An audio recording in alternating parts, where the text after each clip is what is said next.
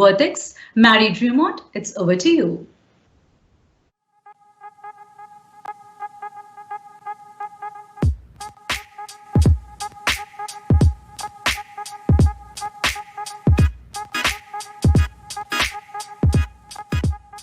Hi, my name is Mary Drumond. I am Chief Marketing Officer at Worthix and host of the Voices of CX podcast. Today, I'd like to talk a little bit about how customer expectations shape their experiences.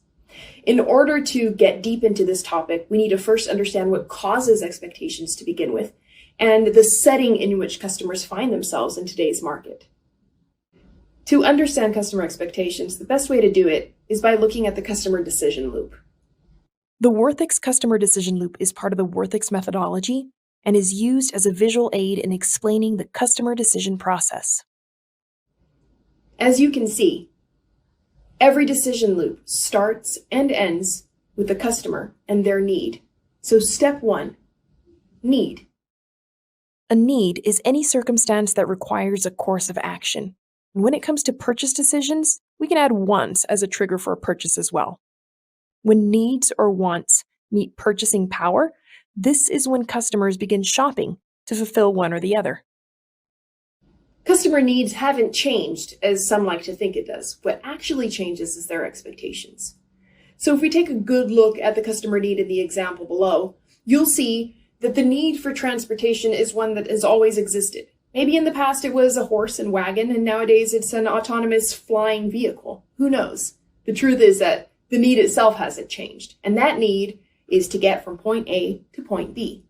So when I go out looking for a means of transportation, I will automatically start looking at my options in the market and see how companies, through branding, through marketing, through advertising, shape those expectations according to the technology and innovation that exists at that time. Step 2, expectations. While I've discussed the customer decision loop in other presentations, in today's talk, this step of the decision loop is what we'll be focusing on. But bear with me, because before diving into expectations, I want to get you through the whole decision loop. Step 2 is when the market begins bombarding me with their offers, and these offers will shape the expectations that I have towards my future purchase. Now, these expectations may be around technology and what there is in autonomous driving or eco-friendly options for my vehicle. Or they may also be towards luxury and accessories that I'll find in the vehicle that I want to own. So in step 2, the expectation stage, the sky is the limit to what I want. I've got absolutely no restrictions on what I desire. It can be a luxury vehicle, sleek design, eco-friendly, auto driving. It doesn't matter, because at that point I'm just dreaming. But there is one point that I need to begin curbing off those expectations until I get to something that's actually achievable for my reality. And that is when the worth it analysis comes into play. Step 3, worth it analysis. That's when I get everything that I've seen in the market, all of my expectations, and I begin to curb them towards something that's a little bit more representative of my reality. Now, first thing I'll do is start looking for social proof. I'll go to my friends, family, loved ones, maybe a partner, and check and see how my expectations and my purchases are going to affect their perception of me. So maybe if I buy a gas-guzzling vehicle, I'll be shamed by my friends and family. Or perhaps if I buy a car that's too small, that might cause some negative repercussions in my family. So I begin taking into consideration price. Can I afford this car? What does insurance look like? How are the parts? Maybe relationship with the brand. What's customer service like? If I need to take my vehicle in, am I going to be charged a fortune for it? Other things like brand identification. Does this brand actually stand up for things that are important to me? Do they hold the same values as I do? So these decision drivers are what customers weigh out before coming to the final step of the decision loop.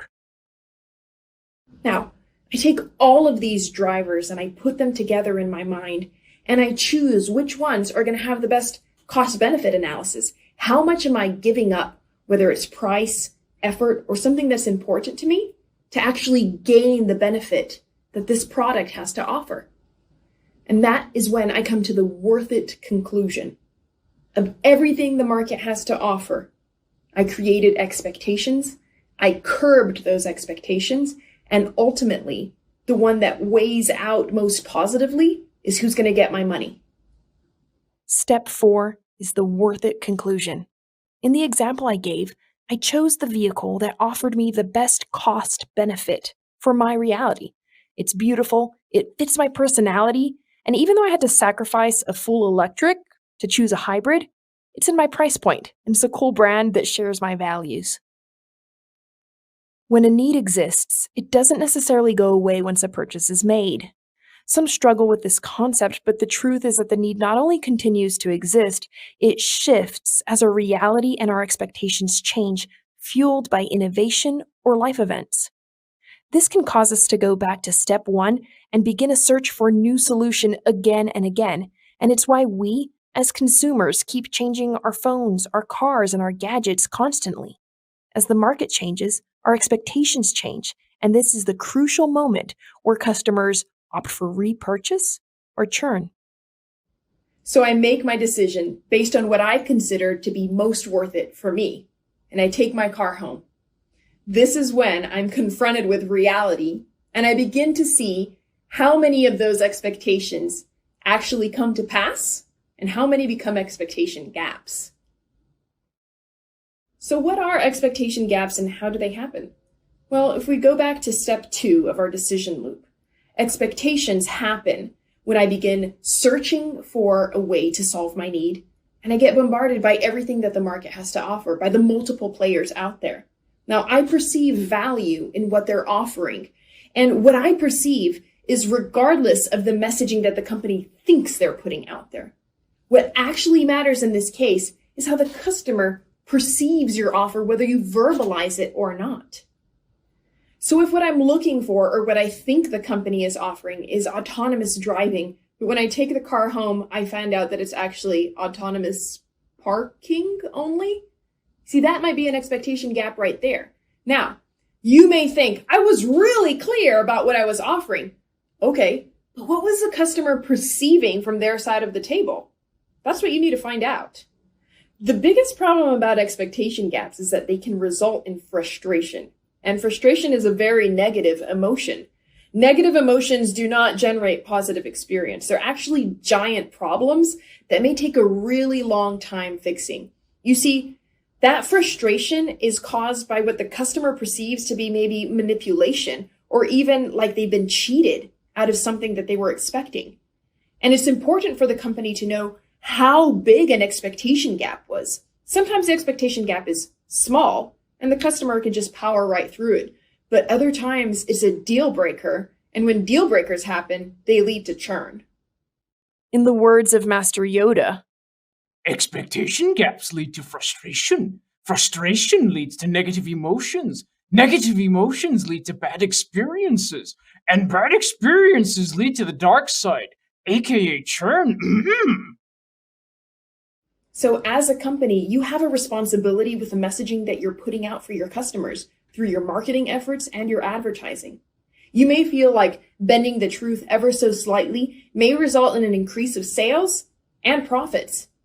But you got to be careful because depending on the expectation gap that you create, that resentment may cause you to lose customers rather than gain them.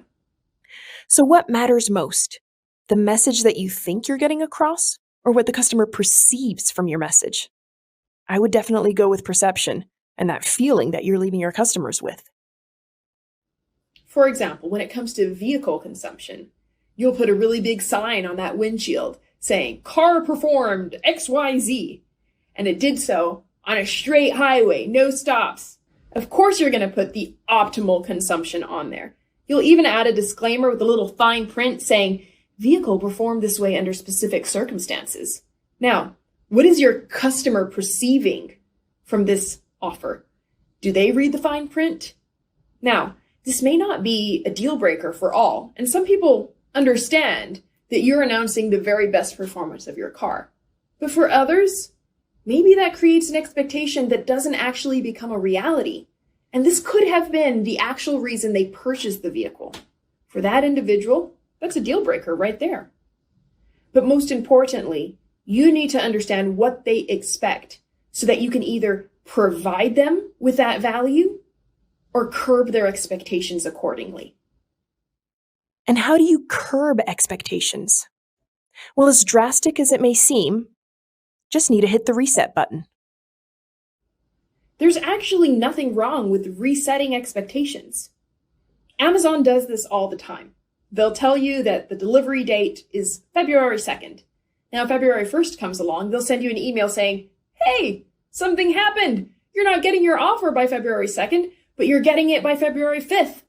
Normally, that package will show up by the 3rd or the 4th. But the truth is, since they reset your expectations, you no longer have that negative feeling of frustration when your package doesn't arrive on the 2nd. The flip side of this is you don't reset the expectation, you get that frustrated customer that's now on the phone with your call center trying to figure out where his package is. Now, nobody wins in this situation. Customer has negative emotions towards your brand. Now you have to spend time and money with your resources trying to figure out where that package is, trying to calm your customer down, maybe having to comp their purchase or something like that, when all along it could have been solved with an automated email. Make sure that you have systems in place that can reset your customer expectations if you can no longer meet them. This is a make or break moment for your customers' trust, so make sure you have systems in place to step in when something goes wrong. Speaking of call centers tend to be the channel in which customers communicate most frequently with a brand. Your customer service representatives, whether they are attending customers by phone or by email, got a lot of stress on their hands, and they're the ones responsible for filtering all of the complaints and all of the negative and sometimes positive feedback that comes in through channels. Now, what happens is customers complain all the time. You can't make everybody happy. There will be issues. Even if you've reset expectations, even if you've curbed expectations, even if all of your processes are perfect to the T, at some point, there's bound to be a breakdown, and that's when problems happen. Your job at this point is to find out which problems will actually make your customers leave you or not. And this brings us to another aspect of the experience that's really important for companies to understand, which is the difference between impact and frequency. One thing's for sure. If your company has any sort of customer service in place, then chances are your databases are overflowing with customer complaints. Just because a customer complaint shows up all the time, it doesn't mean that it'll cause a breakdown in their experience to the degree that they'll actually leave you for your competition. I can't say this enough. Your number one complaint isn't necessarily the number one reason why customers are leaving you. When it comes to frequency ranking in your call centers and customer service representatives, you need to look at impact as opposed to frequency. For example, one of our first clients very early on in the history of Worthix was a magazine. Now, their number one complaint was that the magazine was never there on time. It hit the newsstands before it arrived at people's doorsteps. And that caused a certain degree of frustration for those paying customers. So the brand decided to restructure their entire logistics department and make a massive investment in this overhaul because they believed that this issue was causing high churn in a specific area. Now, when looking deep into it, we found that the true cause of churn had nothing to do with the magazine being late. Yes, that was generating frustration. Yes, it needed to be fixed. But more importantly, there was an issue with the sales reps that were overcharging for magazine subscriptions.